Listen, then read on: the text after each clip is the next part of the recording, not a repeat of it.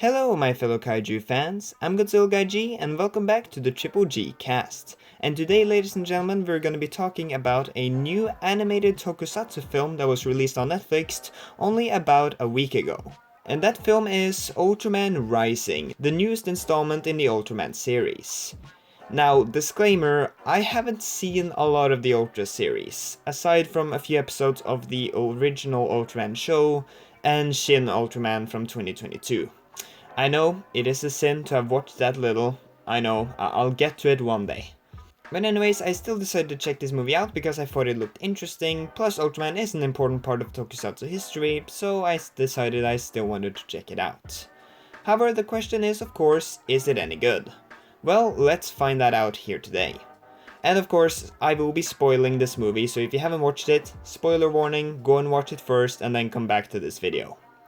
Alright, anyways, with that out of the way, let's begin as usual with the story. Now the plot here is of a human having to hide a creature that is hunted by an organization. Which is not exactly a new concept, that's something that has been done many times before. However, it does work well in a world where kaiju exist and are a constant problem, plus the addition of having to raise the creature as a child, as a baby, makes it more unique.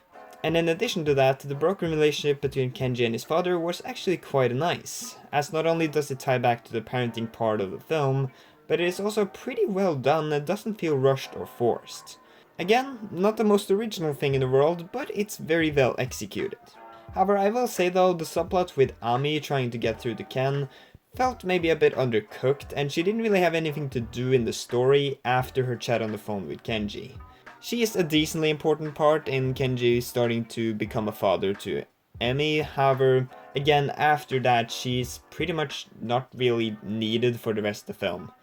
I don't know, I feel like they maybe could have given her something to do in the final battle or something, or in the climax of the film, just something. But yeah, anyways, the story here, pretty simple, but it gets the job done, and it's pretty effective, so overall, thumbs up from me. Now on to the human characters. And luckily, the human characters in this movie are actually pretty solid, for the most part. First off, Kenji gets a lot of development, and you feel for him with how he has to juggle all the things in his life, and how he closes himself off from others to focus on the one thing people admire him for: baseball. Which I'll say was certainly a unique part of the movie, you know, the whole baseball aspect. That was pretty unique, and I did like how it tied back to his parenting with Emi. And speaking of that, his relationship with Emi is also the best part of the movie. The way he grows more and more attached to her feels very natural, and is just wholesome as heck to watch. It's definitely the highlight of the film for me, and that's a good thing because it's the main focus, so, you know, that's good. As for Kenji's father, he was admittedly a little underdeveloped as a character, but his bond with his son and reconciliation between the two of them was great. Oh, I also enjoyed Mina. She had some funny bits, and I liked the repertoire she had with Kenji and his father. Now, as for the other characters, mostly Ami and the other minor side characters, they were a bit bland, but at least Ami and her daughter works well as a way to reflect on Kenji's situation, and overall, they're side characters, so it doesn't really matter that they're not super developed, so overall, they get a pass from me. The villain, however, Dr. Onda, is probably the most disappointing character in the film. Not because he's a terrible antagonist or anything, but because they actually had a great setup for an antagonist and a character. He is the leader of the KDF, aka the Kaiju Defense Force, which makes him a logical antagonist for Ultraman and his adopted Kaiju daughter. Plus, he himself has lost the people close to him because of the Kaiju, so him wanting to make sure that no more people have to experience that, even if it means doing something drastic and killing all Kaiju, it still makes a lot of sense, and you get where he's coming from, and you can certainly sympathize with that. It was also cool that when he told everyone else in the KDF to evacuate before the final battle, so that the organization could live on even if he didn't, it shows that he genuinely cares for, you know, the cause he's fighting for. Sadly, however, he still mostly just acts as a typical generic military antagonist that we've seen many times before, and it kind of goes a bit too wild in the final fight, like trying to self-destruct, which wouldn't that have, like, destroyed a lot of buildings in the city as well, killing a lot of people? Or maybe it was too far away or something, I don't know. Either way, it made him a bit one-dimensional, and it's a shame because, again, they had all the parts needed to make a complex and immersive villain. And they do get there somewhat, but they just drop the ball ever so slightly, leading to a villain that isn't bad at all and has some good parts to him, but isn't very memorable or really that interesting either. Again, shame, they could have been something special, but as is, he still works fine. Now, on to the kaiju stuff. First off, Ultraman himself has all the great attributes of the character in terms of powers and the general look. And while at first, like a lot of others, I was put off by how skinny his arms and legs were, I did get used to it as the film went on, you know, so after a while it didn't really matter to me, though I do think they could have made him perhaps a bit more bulky. Same goes for Ultra Dad's design, which, side note, how cool is it that the movie features two Ultramen? Like, I was not expecting that twist at all, but it actually went so hard. I was so hyped when he just showed up and at the climax. It was awesome. And now as for the kaiju, Emmy was properly adorable. Not really much more to say, I already talked about how great her connection to Kenji was, and she was just really cute, and had a good design. Well, really good. I really like Gigantron's pink color scheme, but the actual design, just looking like a dragon with a long beak, was not the most interesting thing in the world, though I will say that Mecha Gigatron's design looked sick. Like, there she looked really cool, so good job on that. Also, getting to see Naranga and Bemula in the beginning was pretty cool, even if they didn't get much screen time. At least Naranga had a cool fight scene, and their new design stayed very true to their original, which I think worked well. And as for the giant mech that Dr. Onda used in the final fight, it was really cool. I wasn't expecting a giant robot fight to happen, but I'm very glad it did. I liked how many weapons it had, as well with its one eye, it kinda reminded me of Crimson Typhoon from Pacific Rim. Which, hey, that's a great thing, I think Crimson Typhoon is awesome, so that's definitely a plus.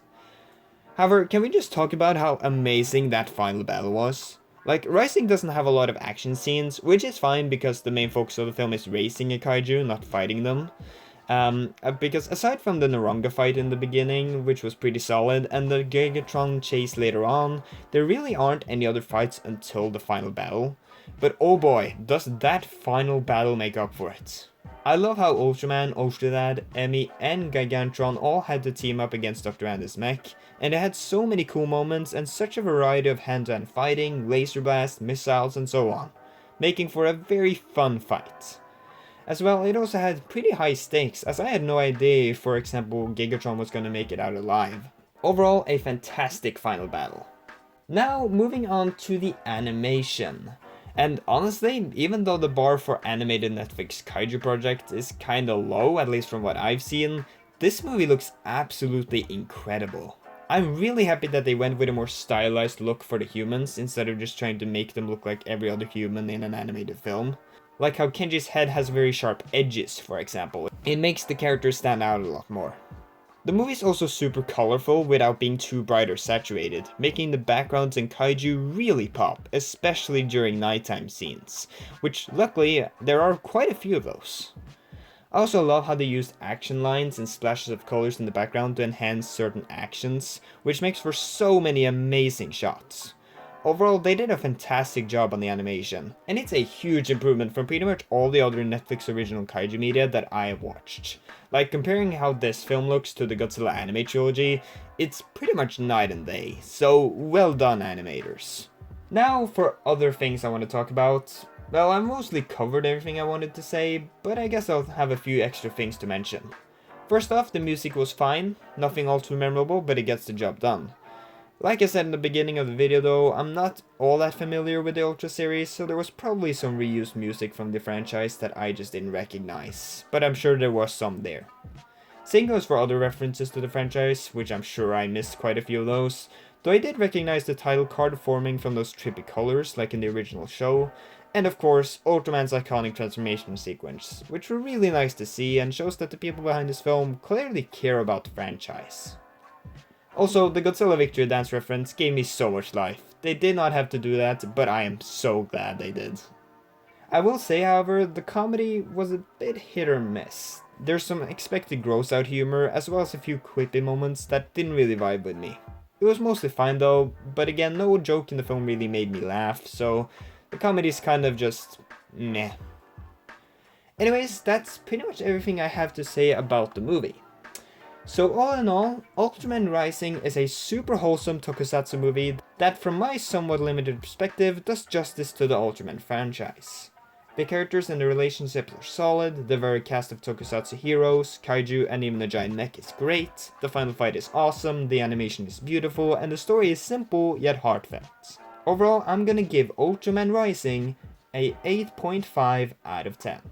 A genuinely really great film that is not being talked about enough, so please check it out on Netflix, because as usual, Netflix for some reason does not want anyone to know about their animated projects.